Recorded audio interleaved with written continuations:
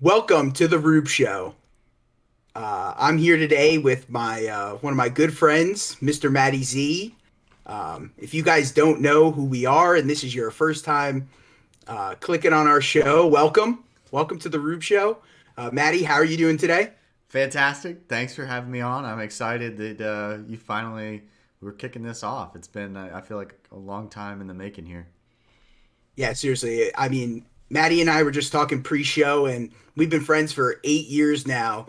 And there's not a day that doesn't go by that we're not texting about something in the sports realm, in the crypto realm, in whatever we're interested in. So for us, this is just going to be a space where we're going to come on and we're just going to like brain dump basically things that we are super passionate about and interested in. And we hope that you guys get interested in as well. And you probably are already interested in.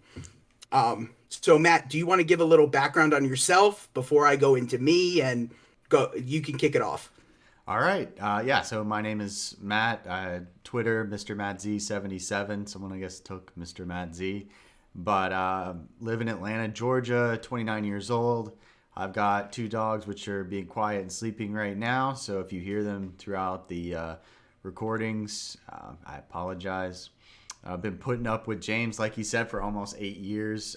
I guess quick story on how we met. You're gonna have to keep me honest here, but you were playing football and broke your leg, right? And then Yes, that is true. you broke his leg, and this was right when Call of Duty Ghost came out, which was back in 2013. And we had a team of three. We were looking for a fourth for the Call of Duty Champs, which was an online qualifier, and I tried to carry him to victory. We made it to the last level, and then got knocked out. But since then, we've been friends, like you said, ever since. Talking all kinds of stuff: sports, video games, crypto, NFTs, whatever, stock market. We even started dabbling in that. Really, just for me, this is just two friends talking, and hopefully, I've had some of the best debates and conversations with James over the years, whether it's how to make the right sandwich, what's the best cereal. We've got into some heated debates there, so I'll let him introduce himself, and we'll dive into the pod today.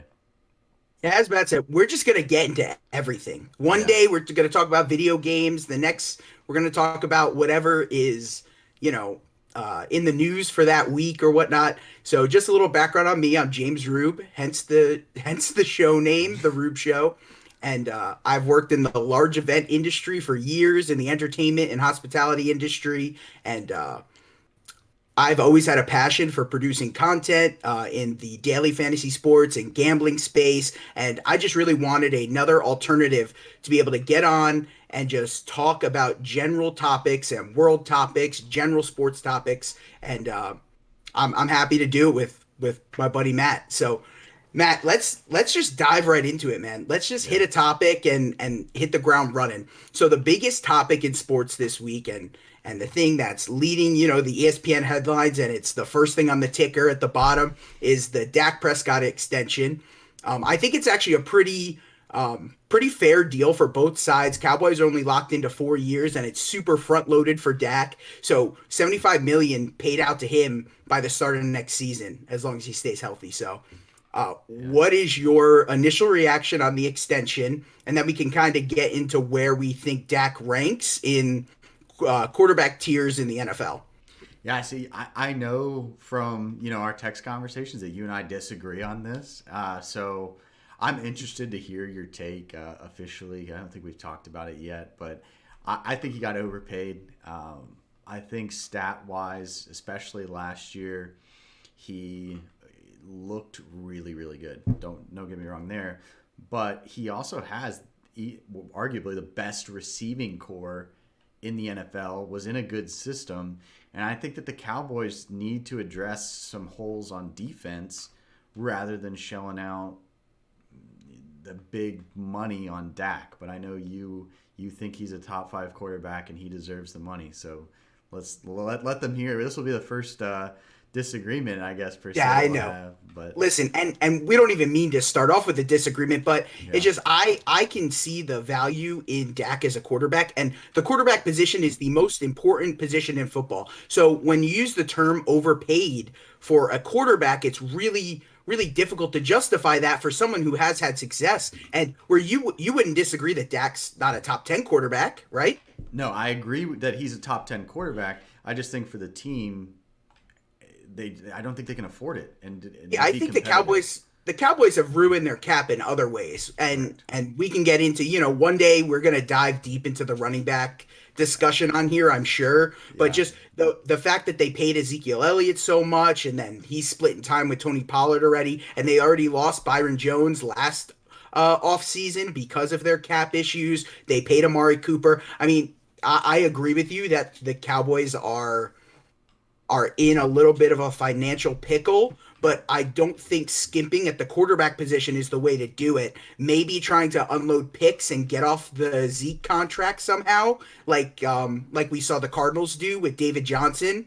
Um, I mean, they got Hopkins back in return, which Yeah. was really nice. I do agree with you. I mean, Dak has all the skill position players in the world to work with. I think Michael Gallup's one of the most underrated receivers in the league, and he complements Amari and CeeDee so well. I mean, CeeDee Lamb was an absolute steal for them in the draft. Some people Yeah. will argue that they maybe should have gone defense, but when a player of who they thought was the number one wide receiver on the board falls to you there, I mean, you have to gobble that up. And we saw how productive that offense could be. I mean, this is my favorite Dak and Cowboys stat to throw out there is that the Cowboys in 2019, before they even got CeeDee Lamb, had a higher yards per play than the 2019 Super Bowl winning Kansas City Chiefs. So this isn't just like a flash in the pan couple games last year for Dak before he had, unfortunately, the gruesome ankle injury. I mean, Yeah. we've seen how productive he can be. Yeah, but I think they're gonna need. What were they? It was an absurd number of points that they were averaging a game before he got injured. But I think that that's what it's going to take for them to be competitive, and I don't think that's sustainable, even with the talent that's there. So, but let's go. I want to play. I've got some quarterbacks here. Because you think that he is a top five quarterback, right? That's Yeah, the I don't even think it's a debate. He might not even be 4 or 5 in the top 5. So go ahead. We'll name some quarterbacks. We'll get into it. We'll dig into it a little bit. Go ahead. Okay, so Mahomes, we'll just get Yes, that one out of the way first. we'll get that one out of the way for sure. Okay, I would put Deshaun Watson next. For me, I agree. Talent wise, Deshaun Watson is at par with Dak 100%. And in the right landing spot, I mean, we could see Deshaun do some incredible things. So I put them kind of in the same tier of quarterback. Mahomes is up there in a tier of his own. Yeah, And then I think that Watson and Dak fall into similar tiers. So I don't think that one is where a big discussion would happen because it's tough to justify that either way, in my opinion. Some people will definitely feel really strong for Watson in that debate, yeah. but I think they're in the same tier, I personally. yeah, see, I disagree. I don't think it's close. Like I think so. I'm gonna just name quarterbacks that I would, if I had an NFL team right now, who I would want on my team over Dak. And I mean, I don't think these are even a debate. Mahomes, Watson, Josh Allen, which I think would be surprising to most, but Aaron But see, Rodgers. I'm a big Josh Allen guy, and I don't even think that. I think Josh Allen is a product of their incredible coaching staff and how great Dabble was for them last year, calling plays, and I mean adding Stephon Diggs, who we'll get into the wide receiver conversation eventually as well. You know how high I am on Stephon Diggs. Yeah, I think what he can do as a deep route runner. I mean, they just went all in around Josh Allen. That something that the Cowboys may have seen, you may think that they're doing because they're signing Zeke and getting Amari and stuff like that. But they've had a ton of offensive line issues, going from yeah, one of the best offensive lines in the league to then they lose Fredericks to retirement and then they were super banged up. I mean, they were starting like 3 practice squad guys there for even Dak's last couple games. I mean, they were hurt really early and often last year. yeah. That Cowboys offensive line. So I think Josh Allen's situation is just a lot better with his coaching staff. I think if we took Dak and put him on the Bills, we would see a Super Bowl contender. But if you put Josh Allen on the Cowboys, you think that he He's would just no, underperform in comparison to I Dak? do because I do just because of scheme and coaching. I don't think that the Cowboys coaches are scheming players open as much Dabble was able to do that ability. I mean, it was truly special what they were doing. I mean, we saw in that playoff game where they just abandoned the run. They didn't care. I mean, I think Singletary had 6 carries, something in that range, and they just went all in on Josh. And I mean, it takes like truly sharp and smart coaches to see that that is where they're strong and to really just dive in on their guy and hone in on his strengths and take advantage of it. All right. Well, I don't want this whole thing to be about Josh Allen, but Aaron Rodgers, Russell Wilson, and Kyler Murray, I would all want over Dak. And I think a big thing, I was proven wrong on a couple of these guys last year. I wasn't high on them, but I mean, rookies are coming in the league and they're making an impact every year, and they have such a low contract that allow you to build around the team, and like Justin Herbert, Joe Burrow, Jalen Hurts, which I'm sure we'll talk about in a few minutes here. But I mean, I just think that when you have such a talent receiving team, I'm higher on the coaching staff than I think you are, at least the offensive coaching staff, based on last season when Dak was healthy. I think that you could save a little bit of money there, get one of either a rookie QB or a cheaper quarterback, and then invest that in the defense, and that'd be better for the Cowboys as a whole. So, Necessarily disagree, but I mean, rookie QBs producing doesn't just grow on trees. I mean, there are a ton of misses which we've seen in the past couple of years, but having a quarterback on that rookie deal is, I mean, the greatest competitive advantage in all of sports. It's the most valuable position in all of sports, and when you can have a guy for cheap, and if you select him in the first round, you have control over him for essentially like 7 years if you want, when you do the 5th year option, franchise tag, and then a transition tag. Yeah, I mean, you have quarterback for that's really advantageous for the team. I don't want to get into the super getting into Aaron Rodgers' age when comparing Dak and stuff like that. I just think that we need to look at Dak as an elite quarterback, and I think he should be paid that way. And so I don't think that the Cowboys overpaid. Have they made terrible financial decisions? Yes, I agree. yeah, and that's what I was saying. It's not even more of an argument that he's overpaid. He's overpaid for the Cowboys, because I don't think that the Cowboys can afford him and build a Super Bowl caliber team with him and this in the supporting cast that he has now. I agree. How silly does the Dak versus Wentz conversation that used to happen look now? I mean, I think Dak's in a different world than Wentz right now. Wentz was pathetic last year, and we'll get into Wentz some more when we talk about Jalen Hurts later on in the show.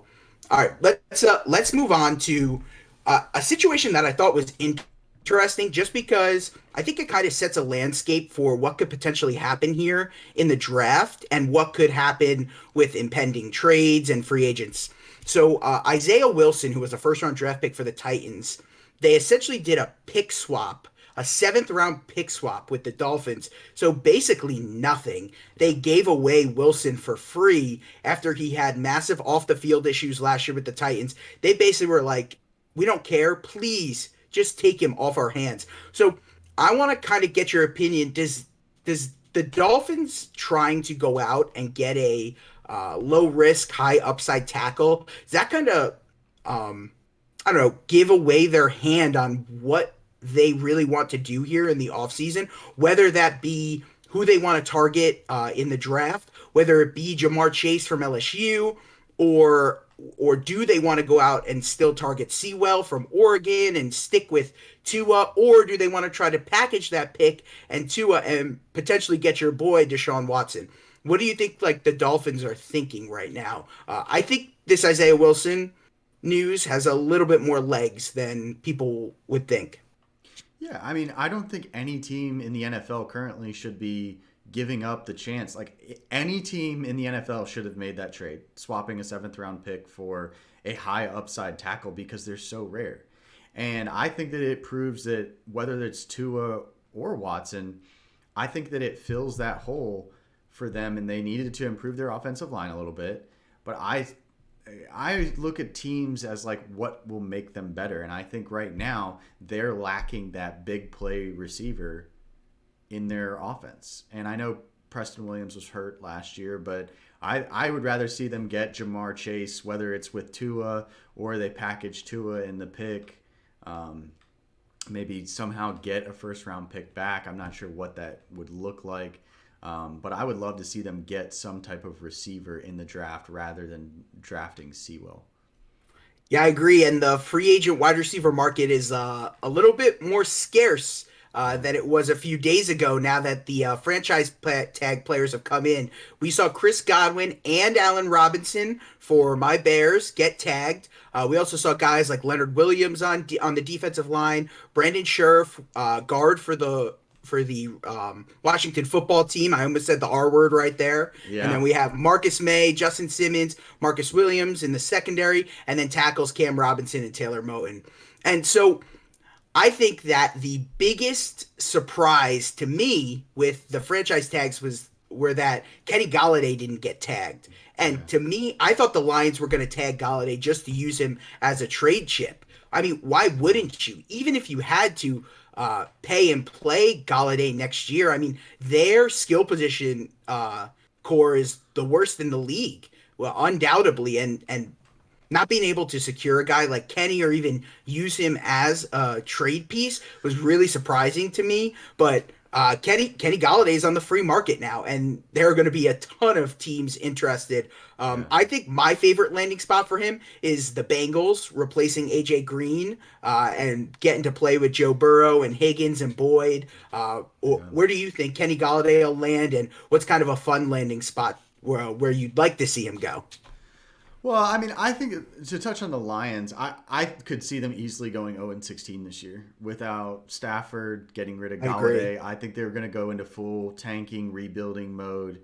But as far as a landing spot, Patriots fan here, we need an offensive weapon. I would love to see him go to the Patriots. I think that if we talk about any free agent tonight, the Jets is going to be a decent landing spot because they have so much money available and they have needs across the board. I saw some things about him potentially going to the Packers with Aaron Rodgers. I think that would fill a huge hole for them. And then I think the last spot that actually made the most sense to me was going to the Colts. Carson Wentz has never really had a good receiving core. And I think that if you package him, there's a couple young guys there, and T.Y. Hilton. I think that could be a decent receiving core behind a good offensive line and a good run game and a good defense. I think that could be a playoff situation if he was able to go there as well. Yeah, I agree. I think the Colts wide receiver situation is interesting because they do have some interesting young guys with Paris Campbell and Michael Pittman Jr. to complement Hilton. But I agree, going in on a guy like Kenny Golladay benefits anyone's franchise. Anyone wants him on their team. I think that the Rams actually end up signing one of Golladay or Marvin Jones Jr., who's also a free agent. So I think they're going to get one of those two to complement Kupp and Woods to play as that third wide receiver role, and they're just really going to go all in this year.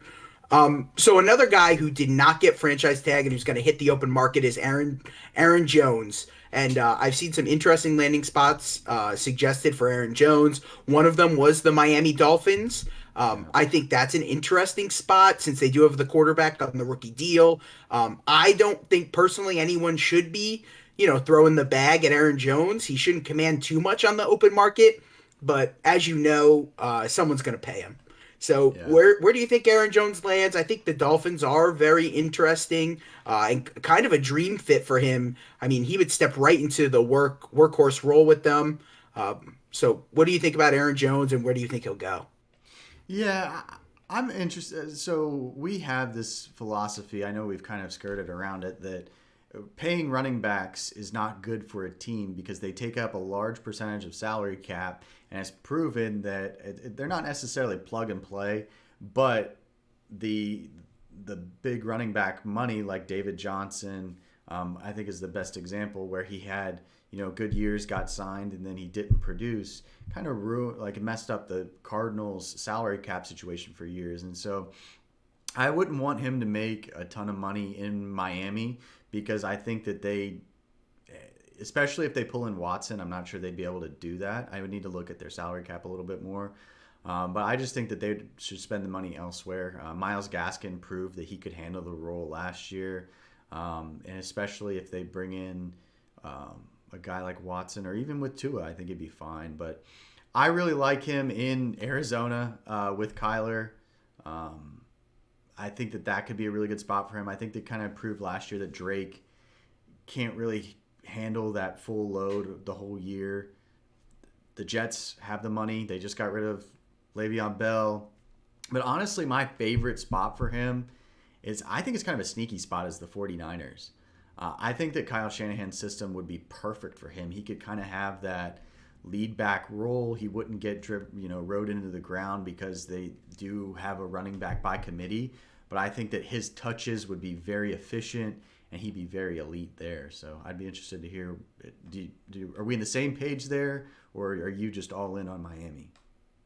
Obviously, I want Miami to get a wide receiver before Aaron Jones. I want to see them invest in a guy like Golloday or Juju Smith-Schuster.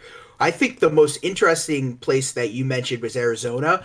They actually haven't committed to Kenyon Drake yet for this year, so it's just Chase Edmonds there. So they're looking for a complementary piece in their backfield because Chase Edmonds, I mean, he's not a 3-down banger. He's not gonna be able to take on that bell cow role. And they have the quarterback on the rookie deal, which we already talked about is so valuable. Exactly. So one guy on the trade market, and we have to bring it up since my franchise is in some of the rumors, is Russell Wilson, and what to make of this Wilson situation, and kind of, do we think Russell Wilson gets moved? Where do you think he could potentially go? And what do you think the haul to get a player of Russell Wilson's talent is going to be? I mean, it's going to be massive for a quarterback that you have in your top 5, and I think is an elite guy who is really prime and itching to make another Super Bowl run. See, I think we haven't talked about this yet, but Deshaun Watson, I think, is going to be the first domino of many. Like, I think that I hope it's before the draft. I don't think it will be. I think it'll be after the draft, but I don't think the Texans are going to trade him, dude. He doesn't have a ton of leverage. I mean, they could just say, "Hey, well, fine, we just won't pay you.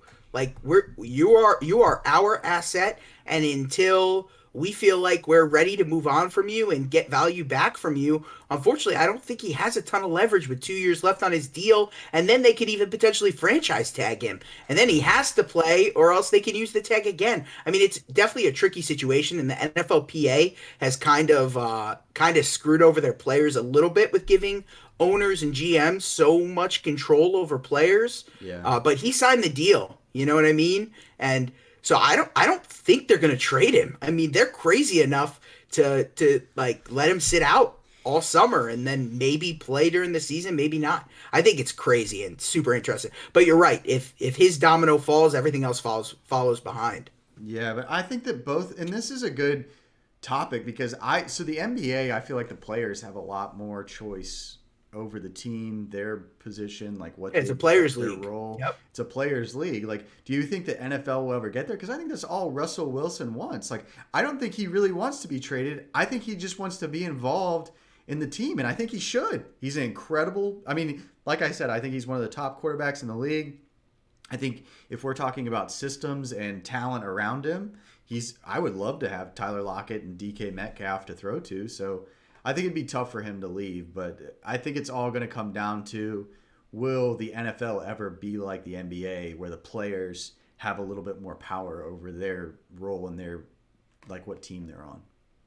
Yeah, I mean, if Seattle has the choice between Pete Carroll and Russell Wilson, I think that's a pretty clear choice. Yeah. The fact that they fired Schottenheimer because he wouldn't run the ball more, yeah, I mean, if I was Russ, I'd want to get out of there too.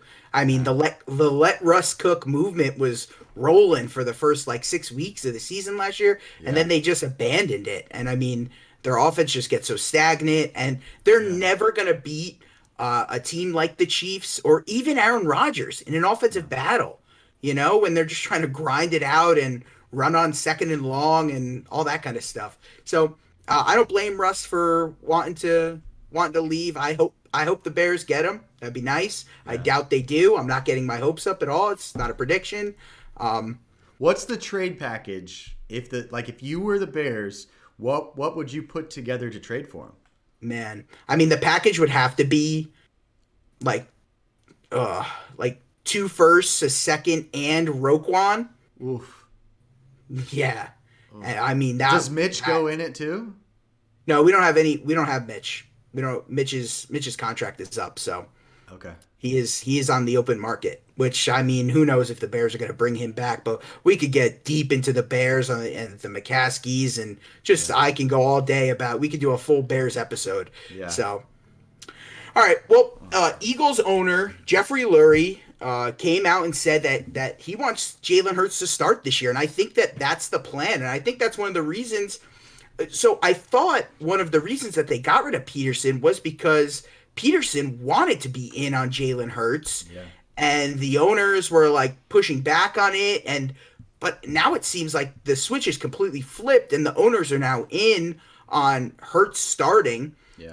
So I think that's super interesting. I'm excited to watch Hurts start. I mean, we saw the instant spark he gave to that offense last year when he came in. Just mobility at the quarterback position is so important. Just watching him being able to stand in the pocket and move the pocket, and he may not have the best arm, but if you can make those easy throws and combine them with your legs in the NFL when you're on a cheap deal, you can be successful.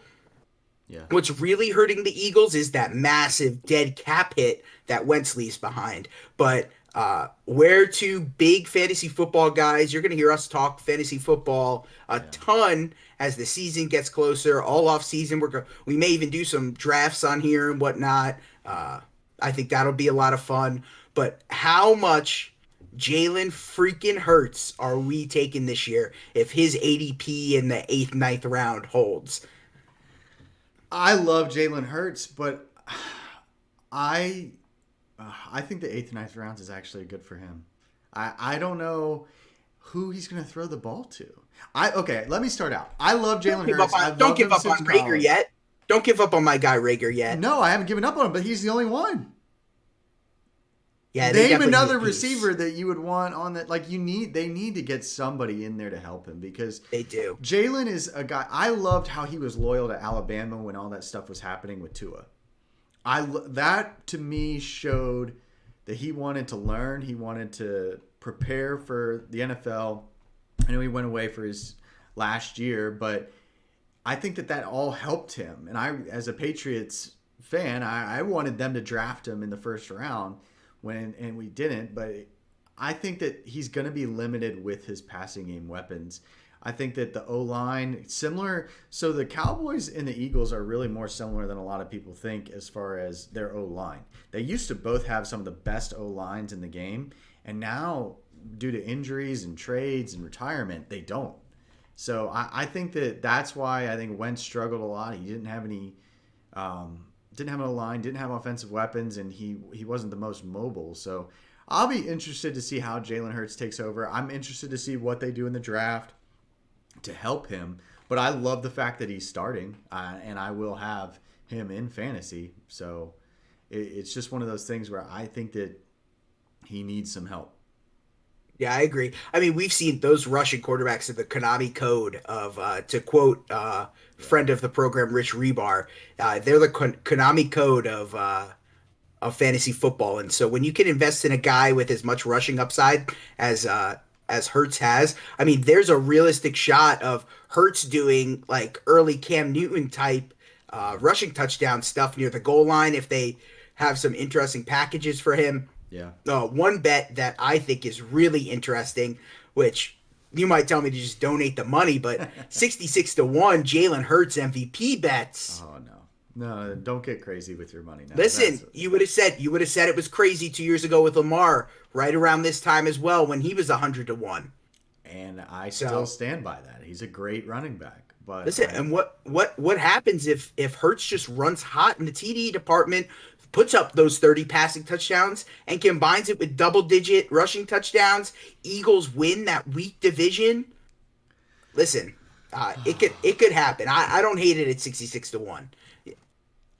I'll let you have it. I'm just gonna let you bet your money there. Well, listen, we'll revisit this. We'll revisit this when Jalen Hurts is getting talked up. Oh, he's 20-1 now. We'll just do a 2-minute segment every week on the price of Jalen Hurts MVP tickets. That's what we'll do.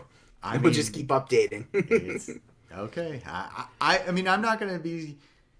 I'm gonna put my foot down. No, I don't think he's gonna come close to winning MVP. I don't think he's got the talent.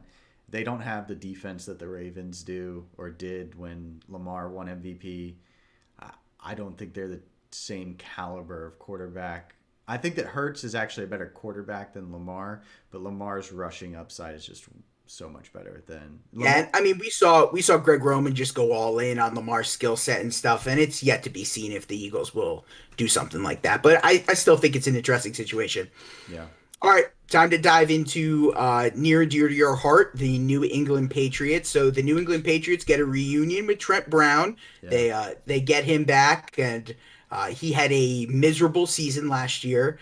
How do you feel about the Patriots reunion, and who is Trent Brown blocking for in the year 2021?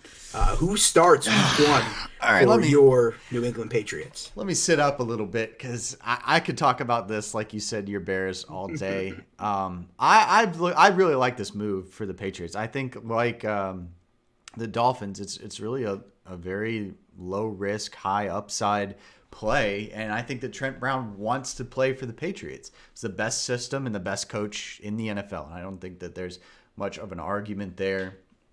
And I think that this kind of proves to me, like we were kind of talking about the Dolphins, like what does it prove for them? But for the Patriots, I think it shows that we're not rebuilding. Like I think that when you're investing in your O-line, you're doing it to protect somebody and prepare for your season. And I think that this year was a rough year for Cam Newton with COVID and lack of training camp and injuries and no receivers. And I think that we've got a lot of veteran defensive players coming back. And if we get a quarterback and a receiver of any kind, we could make it to the playoffs. So with Wynn and Brown both being in contract years, I'll be interested to see how it works out. But we're going to have, I needed to see what the Trent Brown's contract looks like, but I still think we're going to have more than $50 million in cap space. So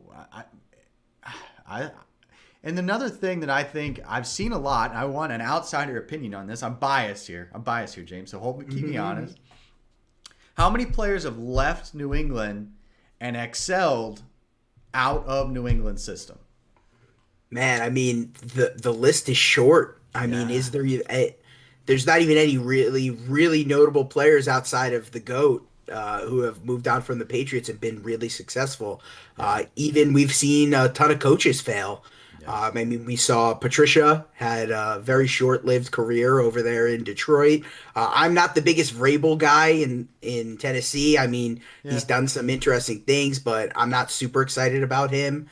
I don't know. I mean, it never works. I don't know why when when the Patriots let a player walk, teams should really second guess before they sign someone who's a former Patriot. So I don't know. I think that the Patriots are not a playoff contender for next year. I think that division gets a little bit better. The Jets could make a push. I mean, if the Jets get someone like Zach Wilson, I mean, I don't know, and they sign a wide receiver, their defense is young. I don't know. I think we've got some bad years coming up for you, Maddie. I think it's a rough time to launch a podcast as a Patriots fan. If this was 10 years ago, you'd be rubbing it in my face every freaking week. I think you've got some gloomy years ahead of you. See, I agree with you, but I don't think we're there yet. I think that our defense will be top 5 in the NFL next year.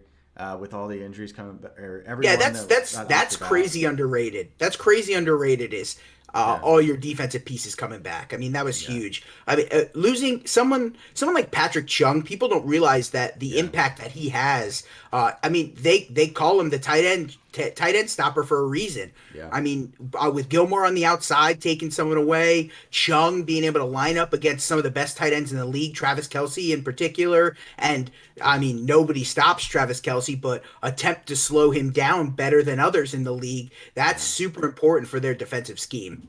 Hightower, I think when he's on the Yeah. field, it's like a crazy. I think it's almost a yard and a half difference in average rushing yard or average rushing attempt. I mean, I think he knocks it down into the threes, and when he's not in, it's almost over 5. So I mean, but I mean, so picture this, and I think this is actually a fair for a Patriots fan hope is that we get someone like Ryan Fitzpatrick, seasoned veteran.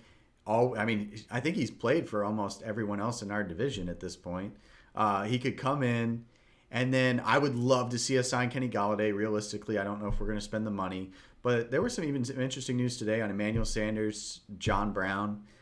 If we get a couple receivers like that with a Ryan Fitzpatrick type quarterback, I would even put Cam Newton in here. But especially if we invested in a rookie, Trey Lance out of North Dakota or Zach Wilson if he falls to us out of BYU, I think that we could be competitive, but we need some offensive weapons and a quarterback in order to make that happen. I think those are our two holes. I mean, Wilson's not falling to you, so get that out of your head. But Lance is definitely interesting, and we'll definitely dive deep as the NFL draft approaches, and we'll get into some more prospect stuff and talk through a little mock draft on here and just see teams' needs and what we think teams will do. What we want teams to do and what we think teams will do is going to be drastically different. It is Yeah. every single year. I'm always live tweeting on draft night. It's one of my favorite nights of the year. I love, my giving out my draft grades and whatnot. So, hey, listen, that's a good roundtable of the NFL. Hit a lot of the big topics there. Let's get into something that I mean is all the rave right now. Yeah. I mean, it is taking over my timeline in the fantasy sports betting space where I kind of operated on Twitter. And I mean, you're obsessed with it. Top Shot has taken over Matt's life. Yep. I'm a little bit less connected than Matt is to the day-to-day marketplace. I got in early, and I'm just kind of, as they say, hodling my moments. But Matt's in there grinding the flip streets. So let's just take a second for there may be people who have never even heard of Top Shot who are going to be listening to this for the first time. So let's kind of just give like a macro view. I can lead it off if you want me to, or if you want to dive in. Just on what Top Shot is, essentially. Go for it. Yeah, you lead it off. So NBA Top Shot, basically, they have a NBA license with the NBA and the NBA PA, and it is digital moments that are created and minted on the Flow blockchain. And so basically, the easiest way to explain it to someone is the thing that gives these moments value and why they are different than just a YouTube clip that you could watch, because that's like the number one argument is why would I buy something on the internet I could watch for free? But I mean, it has this, you can make that same argument in terms of sports cards. Yep. Like, why is this Mickey Mantle baseball card right here? Why does it have value when you could just print out the picture and look at it if you wanted to? Exactly. So to me, I think that with the way that the internet is moving and stuff like that, I think that these digital spaces are really, really interesting, and speculating on them is extremely interesting, and investing in them is awesome when you get in the ground floor. And there's going to be a ton of stuff we get in on the ground floor and it's going to fail. This one just so happened to explode, and I'm super happy about it. And I don't think as bullish as some super crazy people are about Top Shot and what they're going to be able to build on the Ethereum blockchain to kind of integrate these moments into different platforms. So basically, the first thing that we need to discuss is the issues Top Shot is having. They did resolve a few of them today, Yeah. which is good. But I know you're super passionate about this. So do you want to take over some of the issues you've been having? Just kind of dive into that and take it from there. Yeah, and for anyone that just spent 2 minutes, I'll summarize what James said. NBA Top Shots are virtual trading cards. That is what they are. That is what they're going to be. They're registered. They're certified. They've got all the licensing, like he said, but it's just going to be the virtual trading card of the future. And I think that what a lot of people don't realize is what an NFT will be. It's going to be, it can be paintings. It can be moments like this. It could be whether it's basketball, football, all kinds of different sports. But you could have like a picture frame in your house, and since you own this moment in time, in theory you could just have this moment playing in your house because you own it, you have the rights to it. So I think that there's a lot of future to that. But as far as Top Shot now, like you said, I'm addicted. I'm itching for packs. I've been on every single pack opening for like the past month and a half. I think that as far as their issues, I've actually come around on their current marketplace rules. They just put in, as of March 10th of the recording of this, they put in a rule where you can only list one moment every 90 minutes in the marketplace. I think it's a good thing, actually. I think it limits the bots. It makes the site more stable, and I think that it's actually stabilizing the market a little bit. I don't think that people can react one way or the other, so I haven't seen it grow in value like it was before, but I also haven't seen it drop in value like I have seen before. So I think all they really need to do is have a stable website with consistent pack openings. And if they have pack openings, they have to be able to keep the marketplace open. This last weekend, that was my biggest frustration. So, yeah, marketplace being closed is definitely frustrating. But the biggest thing that they're dealing with right now is that demand, and they just were not ready to scale as quickly as, I mean, their user base has. I mean, yeah. they've grown like 100x in the snap of a finger, and they have Jonathan Bales. I don't know if you guys follow him on Twitter, but he's a great follow at Bales Football. I mean, he wrote a Substack article in early January. That's the reason that I got involved, and I mean, he exploded them. He has a massive following and people who are crazed to get in on things early and investments and stuff like that. So they weren't prepared for that. I think that the marketplace being down is expected because of that. I don't know. There's definitely a bunch of people getting in right now just trying to continue with the quick flips. I mean, we see with these pack drops, they're crazy, dude. I never expected to be like this. When I first was on the platform in early January, you could just buy packs. Yeah. There were just packs on the site that, you know, were left over that you could go in and purchase. I mean, how dumb do I look now not sitting on a few of those? I know a bunch of people in the space are doing that, sitting on a bunch of packs. But to your point about them wanting packs on the site like constantly, what they would need to do is then those common packs, they have to be negative expected value. Yeah. Right now, I mean, with these pack drops, you have some like $2,000 times returns on some of these packs just by getting lucky and getting in line. One of them, yeah. No, Go ahead. You. Yeah. Go ahead. Flex your pull in your latest pack, Manny. Go ahead. This is your time to shine. We'll give you your 2 minutes. I'll start the clock now. Yeah. So I've been, like I said, on almost every pack opening. I've only gotten two. One was $14. One was $9. The Seeing Stars pack, and I ended up pulling Giannis. Which he has a dunk where he does this cool move with his arm, kind of bends it around the defender. It's pretty neat. And in these moments, everyone has a serial number. And so for those that don't know, the lower the serial number, closer to 1, the more value they have. Another serial number that seems to be important is the jersey number. If you get the jersey number for Giannis of 34, that holds more value. But I pulled a 200. It was right around 250 serial number, and sold that one alone for $600, and that was out of a $14 pack. So, I mean, there's money in this, and over the last weekend they had 4 pack openings.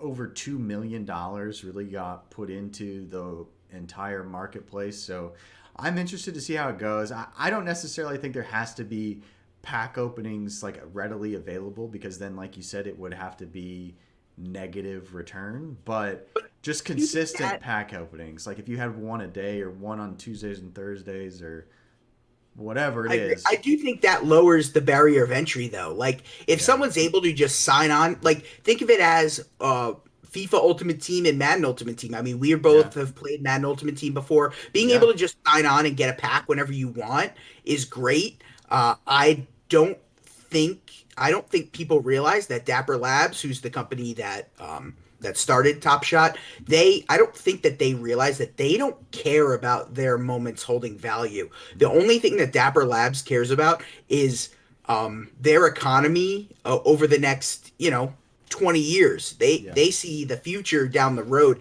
They don't really care about even 20 weeks, let alone 20 days, let alone 20 hours. And so I think people are going to get a harsh reality on some of these season 2 moments. I think some of them are going for hundreds of dollars right now, and they will be in the single digits come. I mean, maybe could be even less than 6 months to 12 months from now. We've already seen a slight decline in season 1 moments, and that's because of the challenges that they're announcing, and that's probably one of my like bull cases for it. Is I think that the challenges are super interesting, and anything that you can gamify our generation and the generation below us and below them, that's what we're super into, is doing something, completing a challenge, winning a prize. And not only are we winning a prize, but we're winning a scarce prize. And that's what drives these moments value, is scarcity. So I think it's the future. And what are some of the bull cases that you have? I know that we're both into the gamifying, and I'm super into like the digital showroom aspect of if it's not on your phone, like, who cares about it? I feel like over the next 10 years, like, if you can't have it in your hand and be able to pull it out and show people and show off your digital showroom kind of thing, I think that's gonna be super valuable. So what kind of bull stuff are you passionate about? And then we'll get into some bear stuff as well. Yeah, I mean, I love the potential for it. I want to see it grow. The thing is that it's still in beta. Like, that's what I don't think a lot of people understand, is like, this is just in the infancy of not only NBA Topshots, but they're kicking off NFTs basically on their own. And I think that not only will TopShot grow, but I think that NFTs will grow. I think NFL will be the next sport to jump on, and then all the sports will follow as far as the different NFTs that you can buy. But I just think that it's going to be something, like you said, that if you have that showcase, you have that moment, like, you could have your dream moment. Like, think of like what would be your number one sports, like, let's just say NFL, your Bears. Like, I know they never win the Super Bowl, but like, what's like your number one moment that you would want from them? The Hester kick return in the Super Bowl to open up the Super Bowl. Yeah. I mean, even though they lost that one to the Colts, I mean, that's a memorable moment from my childhood and from my Bears fandom, is that Devin Hester kick return. I mean, that I can close my eyes and picture it right now. That'd be so cool. And so I think that is super interesting, because on Dapper Labs' site, on their affiliate page, they have the NFLPA listed. And if the NFL gets a cut and the NFL is involved, and they create their, whatever they're going to call it, their catchy name for the NFL, oh boy, watch out, because they're going to have an extremely established marketplace if the NFL crowd is going to get involved. But I mean, I'm super bullish on NFTs going forward. Um, Yeah. I don't think all the moments on site are going to hold value for Top Shot, so just be careful. Yeah. I could be wrong. It could just, as people say, go to the moon and just keep on going up, and just not stop. One super interesting case that I want to get your opinion on.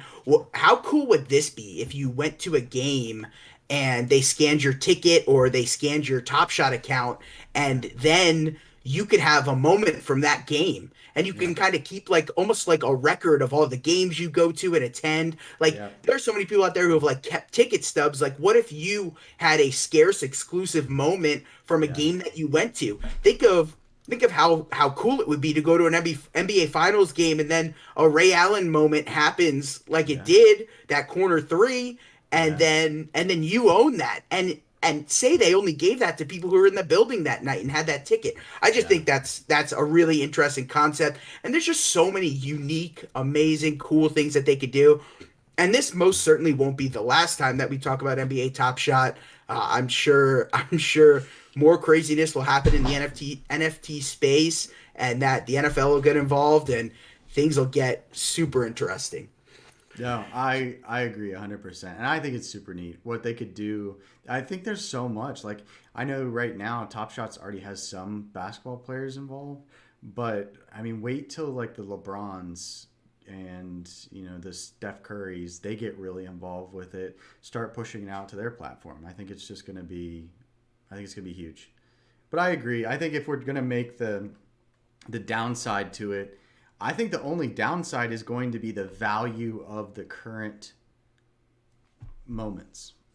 Yeah. I know you are very passionate about this, and you have actually, partial ownership in some very rare ones, which I think those rare ones will hold value.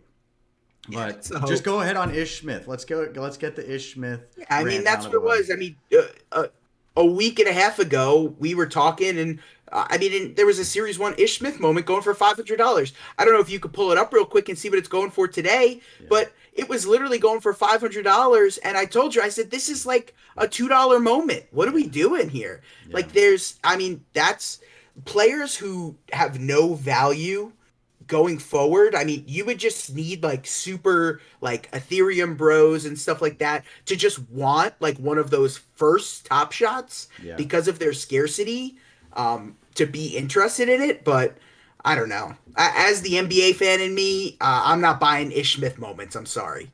Yeah, It's but just I think if you look at that, like I think you need to look at it like Pokemon. Like Pokemon came out with its first 100 or so. I forget what it was. I started collecting and there was like 1 to 150. Um, it had those first ones. There's gonna be your Charizards. There's gonna be your rare ones like that. There's most recently there was a LeBron serial one that sold for like $200,000. I think that is going to be like the Charizard for this. I think that will hold value, increase value, and be worth more over time. The Ish Smith won't be, but I think you're gonna find some unicorns in Series 1 that will matter. Same as Series 2, but I think overall prices will come down on the common cards, especially as more come out. It will become more spread out across the marketplace. yeah, tough to debate that. So for our first episode here, Maddie, I think we covered a ton. Yeah, We aren't going to be specifically diving into a ton of NBA stuff on this specific podcast. I will be announcing a NBA specific podcast that will be haven't decided yet, either going to be once or twice a week, might be twice during the season, once in the off season, but an NBA specific podcast where we dive super deep into the NBA, just every little piece of content and news that happens in the week or those couple days of an NBA season, which if you follow the NBA, you know how dramatic their players are, and there's always stuff in the news to talk about with the NBA. So I'm really excited about that, and I'll have an announcement about that in the coming days. If you want to follow me on Twitter, J_Rube15, you can catch all of my content there, everything that I do in the DFS and fantasy, DFS and gambling industry, and for all my future endeavors, and to catch episodes of this show. Make sure you guys make sure you hit that subscribe button, yep, that notification bell, never miss an episode. Maddie, you got anything left to say to the people? No, yeah, I would just say be patient with us. We're just two friends trying to make this work. So, they're going to get better. The quality's going to get better. The streams are going to get better. We're trying to we're going to have a Twitter and a YouTube immediately. Would love to get set up on TikTok. As you can see right here, there's his Twitter. Mine is right here. Give us a follow. We're going to keep you updated on everything. Really, we want to do this. Two friends talking. We want to grow a community, potentially get into a Discord. There's a lot we can do. If you guys have any feedback, any ideas, anything, that we, you just plain disagree with, like we disagreed on Dak. If you agree, disagree there, talk about it in the comments below. Tell your friends. We're going to have a pretty regular schedule. It looks like it's going to be Tuesdays and Fridays. We're going to try to post. So like he said, turn the notification bell on, tell your friends, and like the video, and help us grow. All right, guys. And that's the Rueb Show.